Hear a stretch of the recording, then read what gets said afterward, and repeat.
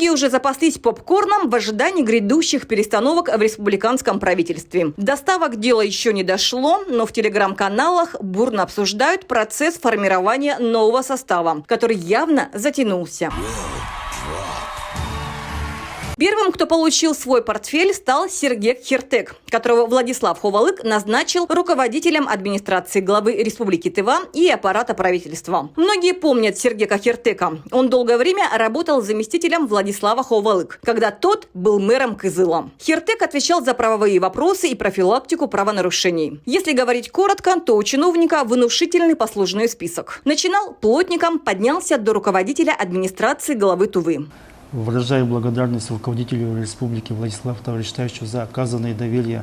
Кстати, Сергек Хиртек сменил на этом посту Айдына Чудюка, который был там совсем недолго, а если быть точнее, на время предвыборной кампании. Однако, как говорится, своих не бросаем. Чудюку дали другой портфель – министерский. Айдын Чудюк теперь министр информатизации и связи Тувы. Ну, я говорю еще раз, это просто земля без ничего. Да, Спрос. У нас высокий спрос получается. Надо отметить, что Айдын Чудюк также в свое время работал в администрации Кызыла, когда мэром был Владислав Ховалык. Нынешний глава республики, очевидно, уверен в управленческих способностях Чудюка. Еще один выходец из мэрской команды – это Минги Караул. Назначен министром экономики Тувы. До этого он исполнял обязанности министра земельных и имущественных отношений. Реализацию нескольких проектов – это по комплексному строительству именно жилья эконом-класса на вторичном рынке. Ну и, наконец-то, в рядах правительственных новобранцев появилась женщина Татьяна Мангуш. Она назначена начальником службы по финансово-бюджетному надзору Республики Тыва. Должность серьезная, контролировать бюджетные деньги должен не абы кто. Экономист Татьяна Мангуш много лет работала в банках, ревизором, заместителем руководителя контрольно-ревизионного управления Министерства финансов. На сегодня только 4 новых назначения в правительстве республики. Говорит ли это о том, что идет тщательный подбор кадров, или просто выбирать не из кого? Судить пока не беремся. Будем ждать